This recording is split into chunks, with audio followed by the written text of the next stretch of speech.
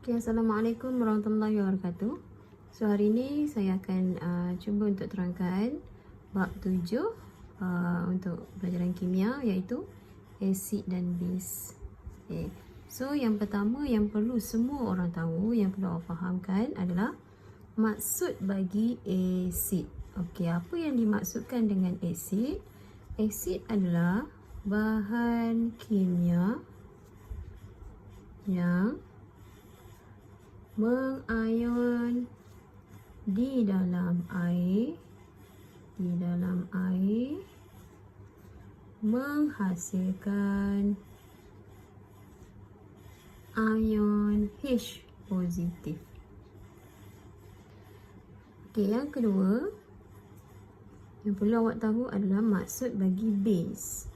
Okey, base adalah bahan kimia yang apabila bertindak balas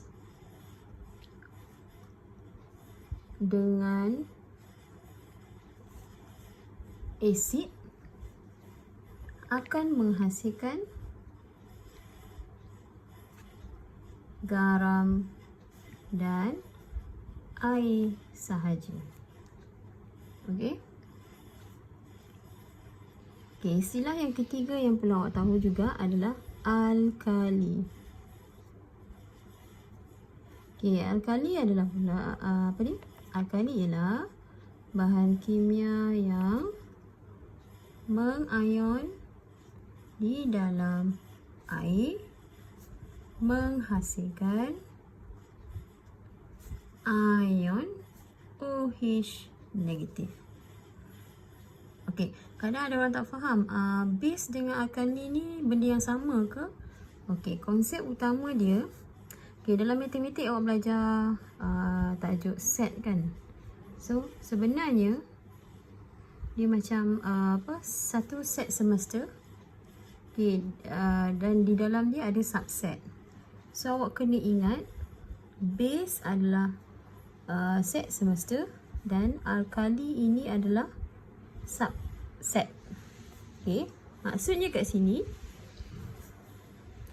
alkali adalah base yang boleh melarut di dalam air. Okey, maksudnya bukan semua base adalah alkali, tetapi alkali adalah base yang larut dalam air. Okey. Okey, ada satu istilah yang perlu awak juga faham, okey, yang melibatkan asid dengan alkali, okey, iaitu ini dari segi kekuatan asid. Okey, kita ada asid kuat dan asid lemah. Okey, sama juga kita ada alkali kuat dan alkali lemah. Okey, apa yang dimaksudkan dengan asid kuat? Okey, asid kuat adalah bahan kimia yang mengayon sepenuhnya di dalam air menghasilkan ion H+ berkepekatan tinggi.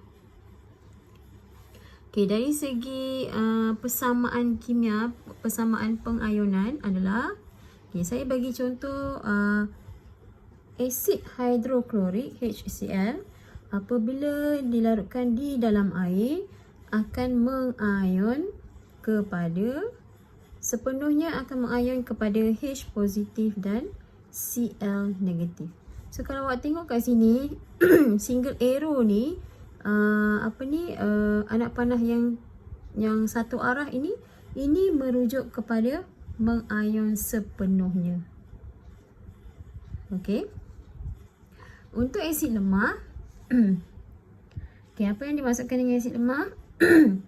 Okay, adalah bahan kimia yang mengayon separa di dalam air untuk menghasilkan ion H positif berkepekatan rendah.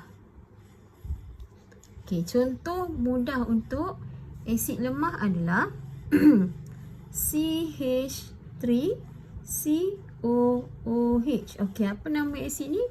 Ini adalah asid etanoik. Okey, bila asid etanoik ni kita larutkan dekat dalam air, akan mengayon separa. Okey, double arrow ni merujuk kepada pengayonan yang separa. Untuk menghasilkan ion CH3COO negatif dan ion H+. Okey. Mengayon separa maksudnya apabila CH3COOH dah mengayon ataupun dia terpecah kepada CH3COO negatif dan H+, dalam masa yang sama CH3COO negatif dan H+ ni dia boleh bergabung semula untuk membentuk asid etanoik. Okey, kita pergi terus pada ini istilah yang seterusnya dari segi kekuatan bagi alkali. Okey, alkali kuat. Apa yang dimaksudkan dengan alkali kuat? Okey, alkali kuat adalah bahan kimia yang mengayon sepenuhnya di dalam air untuk menghasilkan ion OH negatif berkepekatan tinggi. Okey, awak ingat kalau asid, asid dia akan hasilkan ion H+. Tapi kalau untuk alkali akan hasilkan ion OH negatif. Okey, apa contoh bagi alkali kuat? Natrium hidroksida, NaOH. Okey, mengayon sepenuhnya di dalam air untuk menghasilkan Na positif dan OH negatif. Okey, ini adalah contoh alkali kuat. Okey, yang seterusnya adalah alkali lemah. Okey, apa yang dimaksudkan dengan alkali lemah? Bahan kimia yang mengayon separa di dalam air untuk menghasilkan ion OH berkepekatan rendah. Okey, apa contoh bagi alkali lemah? Okey, saya nak bagi contoh bagi amonium hidroksida, NH4OH. Okey, bila kita larutkan dekat dalam air, apa jadi? Mengayon separa untuk menghasilkan NH4 positif dan OH negatif. So nanti NH4 positif dengan OH negatif ni boleh bergabung semula untuk membentuk NH4OH. Okay. So itu maksud bagi asid kuat, asid lemah, alkali kuat dan alkali lemah. Okay, so far boleh faham, boleh ikut lagi. Okay. So saya nak masuk kepada sifat bagi asid dan sifat bagi alkali. Okey, saya yakinnya masa awak semua tingkatan 2 dulu awak dah belajar sifat bagi asid dan sifat bagi alkali. Okey, contohnya macam asid berasa masam, nilai pH dia kurang daripada 7, bersifat merengsa, apa lagi? Menukarkan kertas litmus biru ke merah? Menukarkan kertas litmus biru kepada merah. Okey, kalau alkali pula berasa pahit. Okey, alkali ni dia pahit. Okey, lepas tu kalau kita pegang dengan jari, kita akan rasa dia punya slippery dia tu. Kita akan rasa dia punya licin-licin tu. Okey. Dia punya nilai pH dia lebih daripada 7. Okey, lagi apa? Bersifat mengakis juga. Tadi saya sebut mengakis ke mengusah? Okey, dua-dua adalah bersifat mengakis. Okey, so kalau ada yang dah lupa, tolong ingat semula apa sifat fizikal bagi asid dan alkali. Sebab ini semua awak dah belajar dulu. Okey, cuma saya nak tekankan kat sini adalah sifat kimia bagi asid dan alkali. Okey, sifat kimia ini awak akan guna pakai dalam tajuk garam. So, macam mana pun perlu fahamkan. Kita teruskan dengan tindak balas kimia bagi asid dan alkali. Okay. Untuk asid, ada 4 tindak balas kimia. Okay, yang pertama, apabila asid bertindak balas dengan alkali, akan menghasilkan garam dan air. Okey, ini adalah tindak balas peneutralan.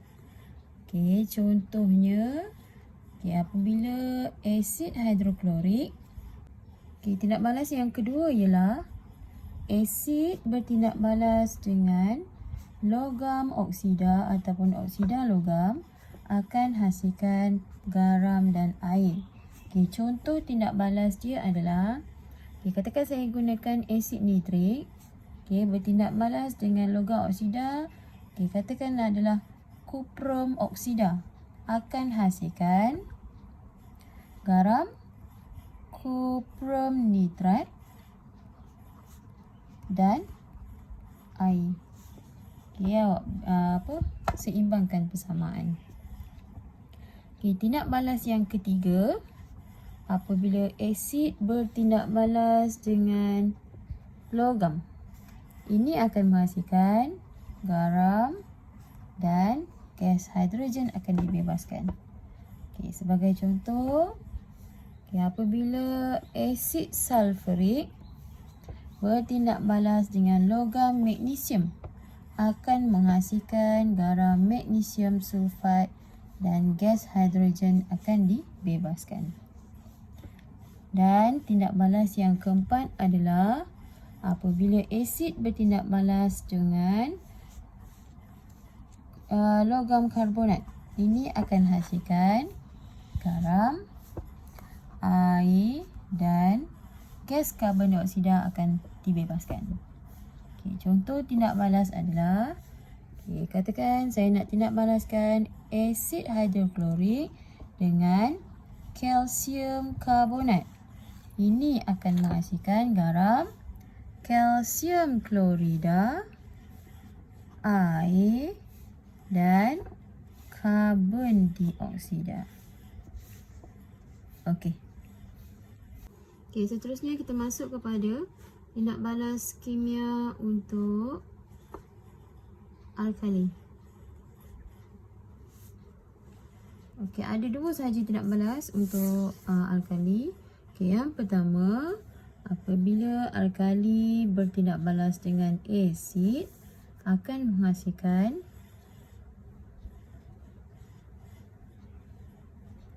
garam dan air. So sebenarnya yang ini sama macam tindak balas yang pertama untuk untuk asid tadi. Tak apa, saya bagi contoh. Katakan asid nitrik, iaitu asid, bertindak balas dengan kalium hidroksida, iaitu alkali. So dia akan hasilkan garam, kalium nitrat dan air.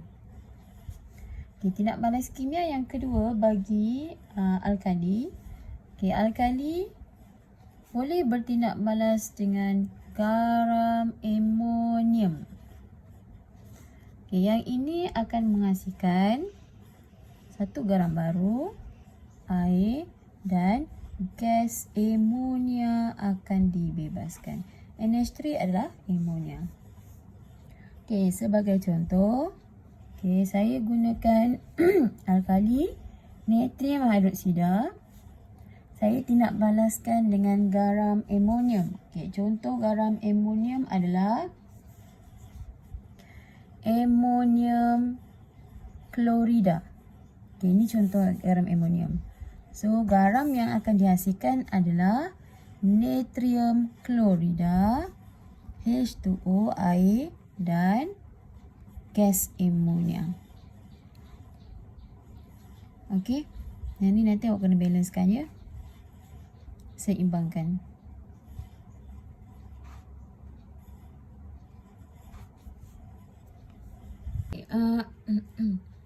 Okay, subtopik yang seterusnya adalah kebiasan asid. Okay, ataupun basicity of acid. Dia punya istilah bahasa Inggeris. Okay, saya tahu yang ni awak pernah jumpa istilah ni, iaitu istilah bagi asid monobase ataupun asid monoprotik. Yang kedua, asid dwi-base ataupun diprotik. Yang ketiga, asid tri-base ataupun triprotik. Okey, apa sebenarnya maksud kebiasan asid ini? Okey, maksudnya ialah merujuk kepada bilangan mol ion hidrogen yang dihasilkan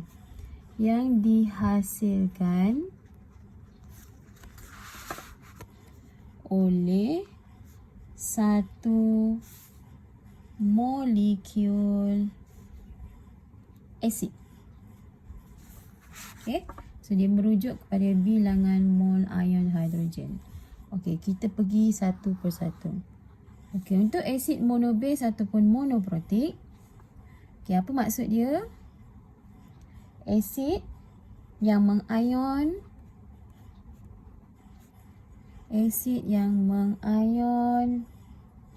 di dalam air menghasilkan 1 mol ion hidrogen.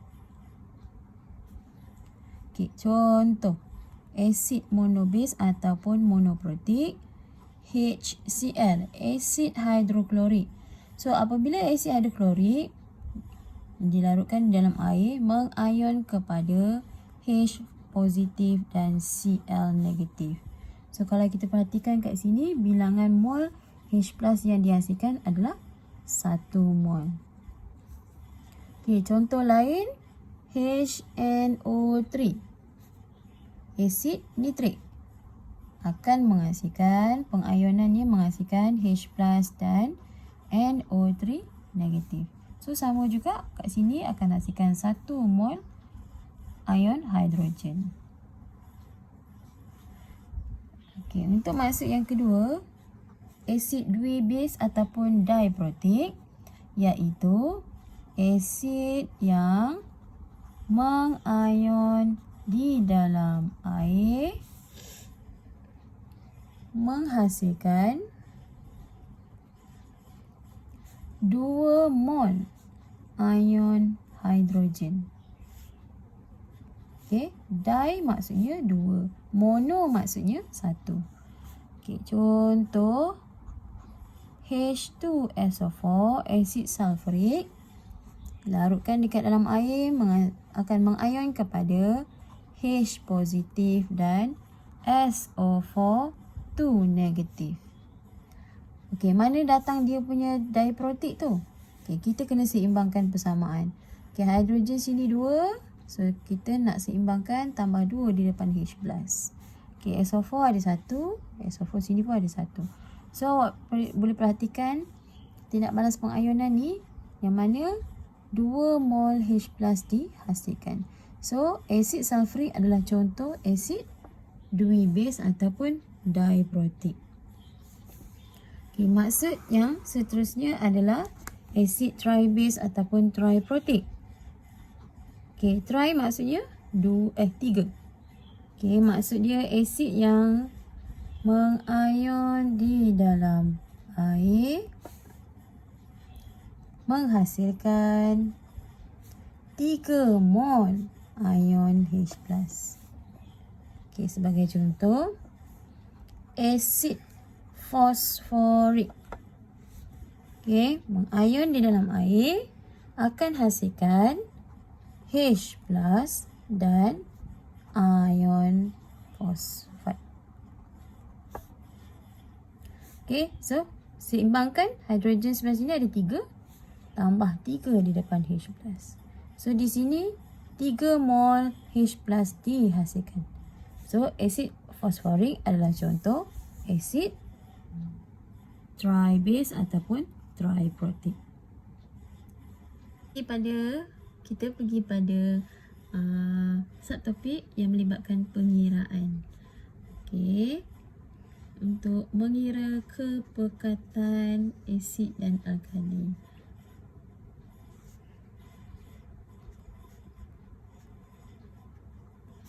Okey, untuk kepekatan, apa yang dimaksudkan dengan kepekatan?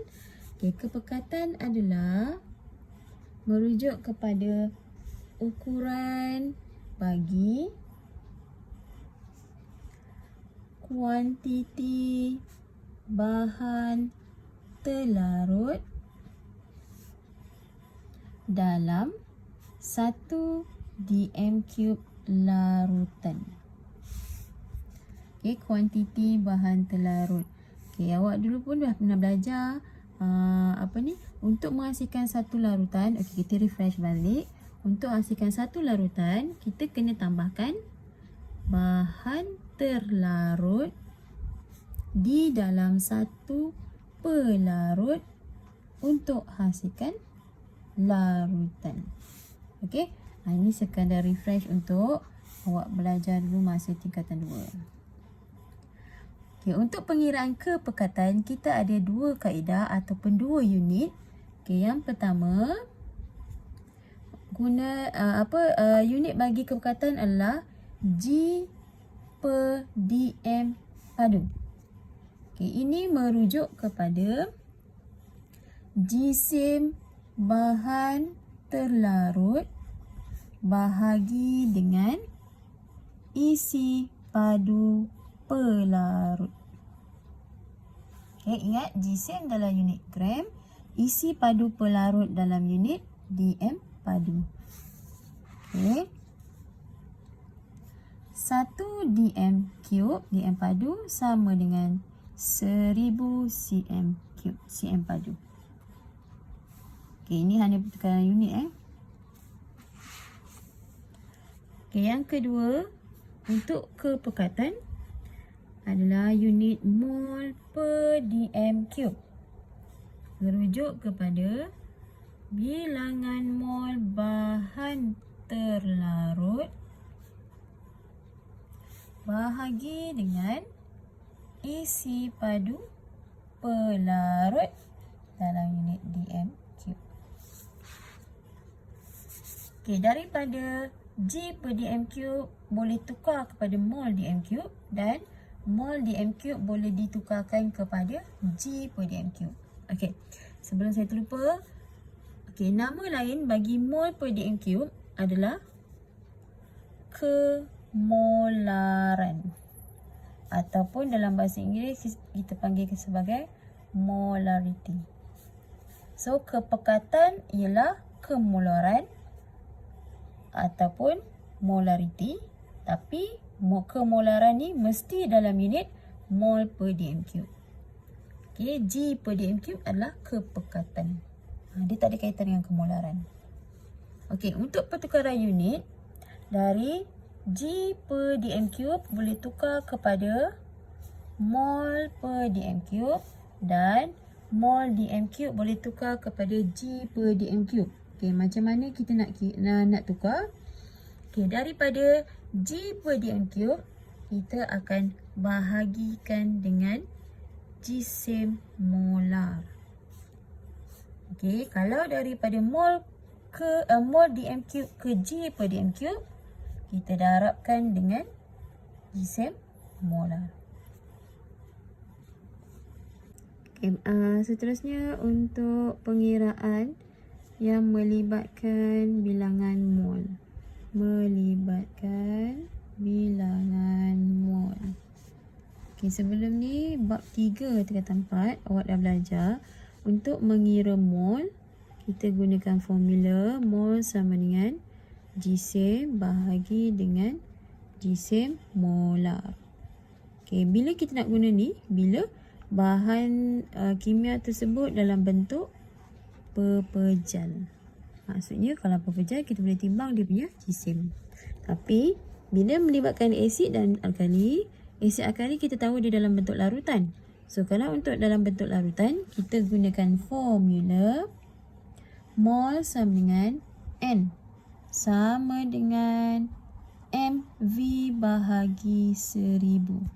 Okay, apa itu M? M adalah kepekatan asid ataupun alkali dalam unit mol per dm cube. Okay, V adalah isi padu larutan ataupun isi padu asid ataupun alkali. Okay, jika dalam unit cm cube bahagi dengan 1000.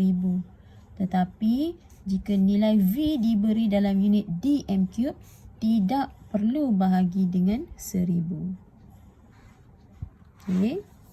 So, itu adalah melibatkan pengiraan bilangan mol bagi satu larutan asid ataupun alkali. Okay, yang seterusnya, pengiraan melibatkan M1V1 sama dengan M2V2. Okay. Yang ini diguna pakai bila kita lakukan kaedah pencairan. Okey, ataupun ada juga situasi yang melibatkan tindak balas peneutralan juga, kita gunakan formula M1V1 sama dengan M2V2. Okey, satu lagi formula adalah MAVA bahagi MBVB sama dengan A per B. Okay, yang ini lebih kepada tindak balas peneutralan. Okay, bila kita nak guna pakai untuk setiap formula ini. Okay, kita akan gunakan soalan sebagai latihan untuk awak lebih memahami penggunaan formula-formula ni.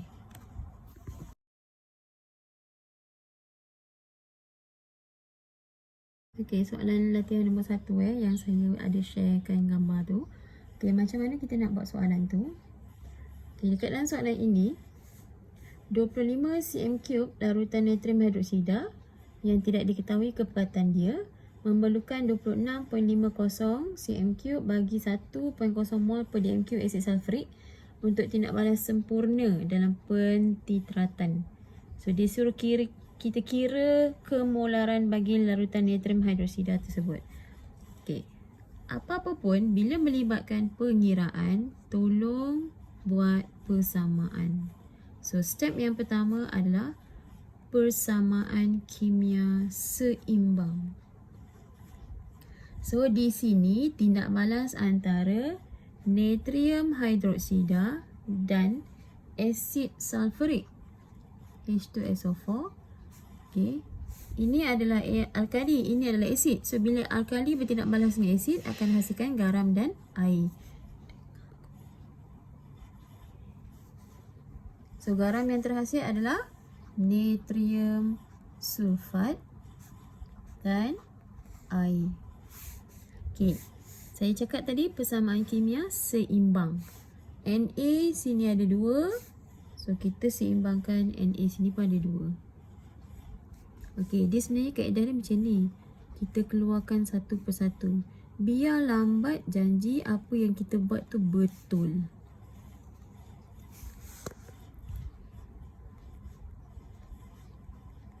Okay, ini untuk seimbangkan persamaan Okey, kalau saya buang balik 2 ni. Okey, natrium di sebelah kiri ada 1. Oksigen ada 1. Ni tak masuk ni sebab yang ni saya dah combinekan. Saya dah jadikan di satu sebatian, saya tak asingkan. Okey, oksigen ada 1, hidrogen ada 1 tambah 2 sama dengan 3. SO4 di sini ada 1. Okey, tengok sebelah kanan. Na ada 2, oksigen ada 1, ini jangan masukkan. Hidrogen ada 2, SO4 ada 1. So persamaan ni dia tak seimbang. So nak seimbangkan Na, kita tambahkan 2 di depan Na sini, di belah kiri. So sini Na akan jadi 2. Bila tambah 2 kat sini, ini akan mengubah keseluruhan ini, bilangan keseluruhan satu sebatian ni. So Na akan jadi 2, O juga akan jadi 2, H 2 tambah 2 jadi 4. So seimbang tak? Okey, kita perhatikan Na dah 2 kiri kanan. Oksigen masih lagi tak seimbang. Okey, hidrogen 4, sini ada 2. So nak mudah, nak seimbangkan, sini 4, sini 2, kita letakkan 2 di depan sini. So hidrogen akan jadi 2 darab 2 sama dengan 4. 2, okey, oksigen. Okey, lagi sekali saya cakap, saya bagi tahu bila kita dah tambah 2 depan sini akan mengubah bilangan hidrogen dan oksigen. So hidrogen dah jadi 4, oksigen akan jadi 2. 2 lah. Kan kat sini tak ada oksigen. 2. SO4 ni tak ada fungsi apa-apa sebab saya ambil satu sebatian tu. So sama tak? 2, 2, 4, 1. So persamaan ini dah seimbang. Okey, step yang kedua. Maklumat yang diberi apa tadi? Untuk NaOH dia bagi maklumat isi padu. V sama dengan 25 cm padu. Mana saya tahu ini dia punya isi padu? Tengok dia punya unit. Bila unit cm3, dm3 itu merujuk kepada isi padu. Okey, maklumat lagi yang diberikan adalah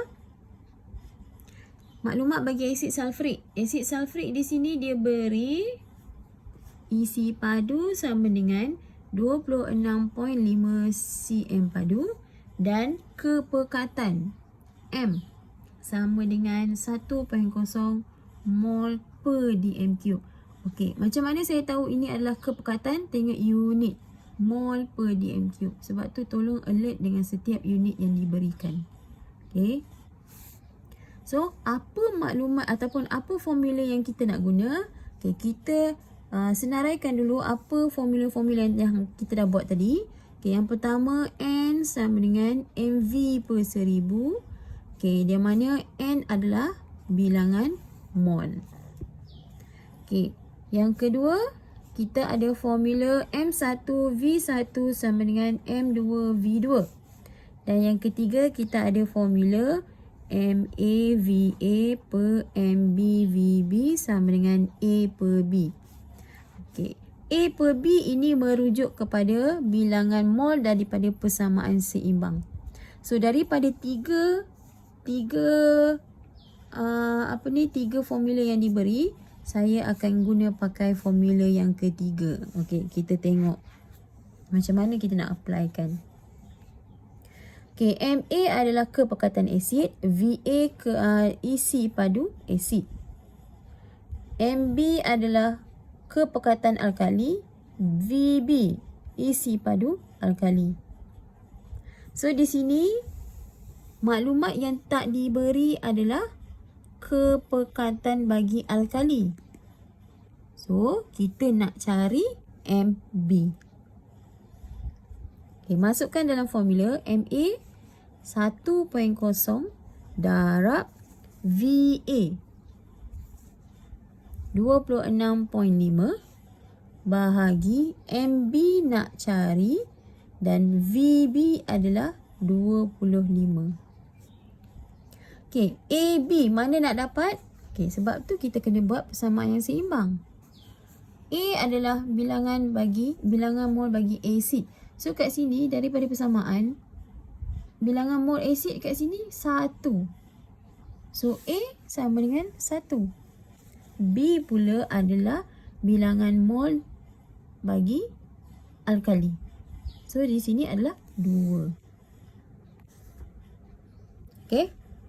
So bila kita kirakan Okey, 1.0 darab 26.5 darab 2. Kita akan dapat berapa nilai dia? Okey, so kita dah masukkan dalam formula. Kita buatkan darab silang. Okey, 1.0 darab 26.5 darabkan dengan 2 sama dengan MB darab 25 darab dengan 1. So, ini yang saya dapat. 53.0 ni dapat daripada mana? Ini, pengiraan ini. Darabkan 1 darab 26.5 darab 2. Okey, 25 ni mana saya dapat? MB darab 25 darab 1. Ini dia. So, macam mana kita nak kira nilai bagi MB? So, 53 bahagikan dengan 25. So, kepekatan NaOH yang diperlukan dalam tindak balas ini, kita perlukan adalah 2.12 mol per dmQ. Okey.